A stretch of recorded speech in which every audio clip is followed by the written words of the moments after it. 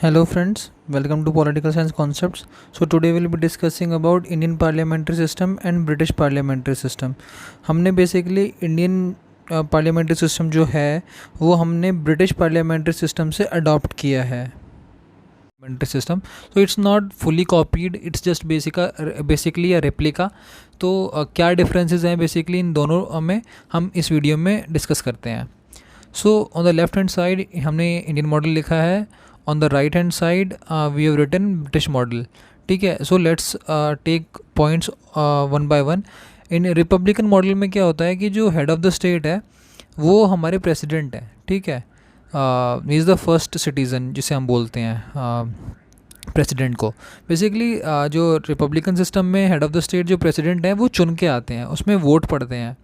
ठीक है, हम जनरल पीपल तो वोट नहीं देते, बट जो हमारे द्वारा जो चुने गए हैं लोकसभा में और राज्यसभा में उनका वोट होता है, वो वोट देते हैं और उसके थ्रू से वो चुन के आते हैं.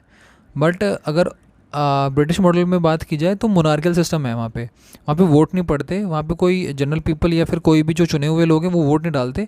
वो हेरिडिटरी मोनार्कियल हैं. ठीक है, वो पीढ़ी दर पीढ़ी चलती आ रही है, तो वो बेसिकली उसी के थ्रू से ही वो रूल कर रहे हैं, हेरिडिटरी है. ठीक है, सेकंड पॉइंट में आते हैं कि ब्रिटिश में ही system based on doctrine of sovereignty of the parliament. वहाँ पे क्या है कि पार्लियामेंट सुप्रीम है. जो भी कानून पार्लियामेंट में बना दिए जाएंगे उसको कोई नलीफाई नहीं करेगा. ठीक है, उसको मानना ही मानना पड़ेगा.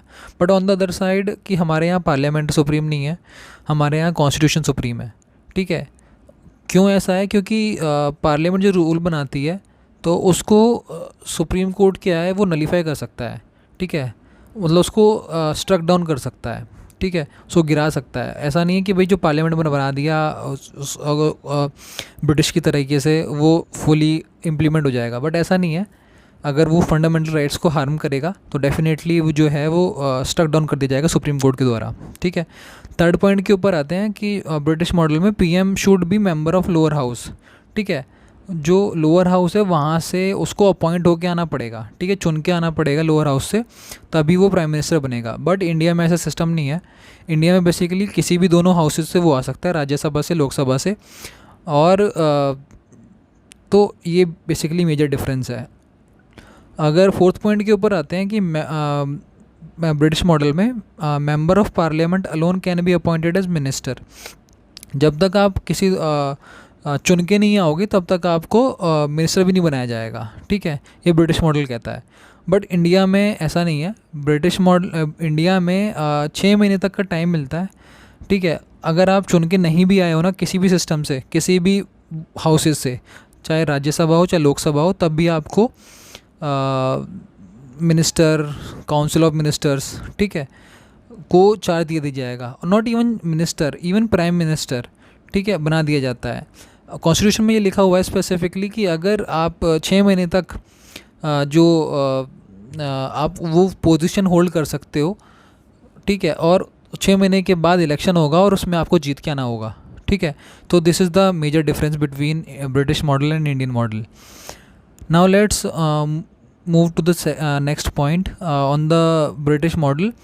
System of legal responsibility. वहाँ पे आपकी moral, it's not moral, it's legal.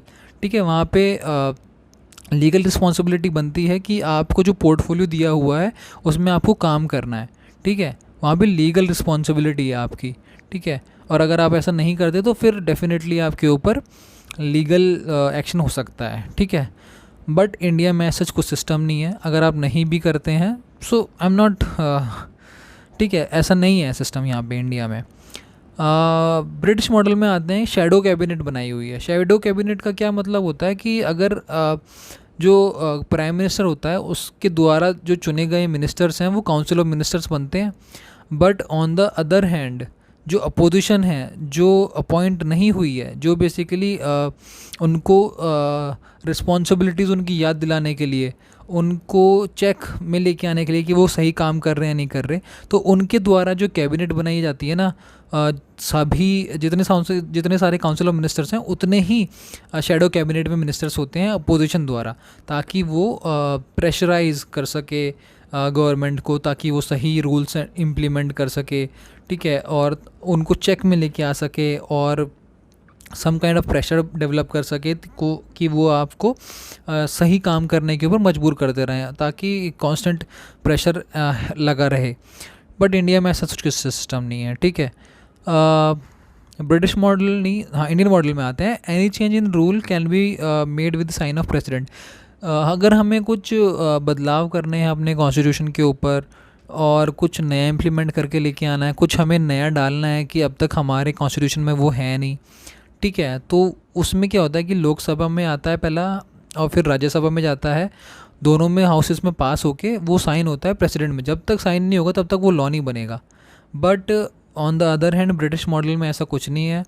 Parliament दोनों हाउसेस से पास हो गया, बिल बन गया, नो नीड टू साइन कि मतलब वो क्वीन के पास जाएगा वो साइन होके आएगा, ऐसा कुछ सिस्टम नहीं है। Now coming on the last point, judicial system can take up. देखिए इसमें क्या है कि मैंने पहले ही बताया था कि हमारे यहाँ जो है कॉन्स्टिट्यूशन सुप्रीम है, ठीक है, और जो कि पार्लियामेंट द्वारा जो कोई भी लॉ बनाया जाता है ना उसको नलीफाई कर सकती है, ठीक है। अगर मान लो आपको फंडामेंटल राइट्स के ऊपर वो हार्म हो रहा है तो डेफिनेटली सुप्रीम कोर्ट जो क्या है वो स्टक डाउन कर सकता है इस लॉ को, और हम चैलेंज कर सकते हैं, ठीक है। कोई भी मान लीजिए कोई रूल पास कर दिया तो हम डेफिनेटली उसको चैलेंज कर सकते हैं सुप्रीम कोर्ट में, और वो फिर सुप्रीम कोर्ट में बेसिकली ये देखा जाएगा कि क्या वो फंडामेंटल राइट्स तो नहीं हार्म कर रहा है, ठीक है। So this is the thing. British model में ऐसा कुछ नहीं है, वहाँ पे पार्लियामेंट सुप्रीम है, जो भी हाउस ऑफ कॉमन्स ने लॉज बना दिए हैं उसको ओवरटर्न नहीं किया जा सकता। So this is the major differences between these two systems. So hope you like this video, and if you have any doubt please do feel free to comment down below, and I definitely will reply. Thank you and have an awesome day.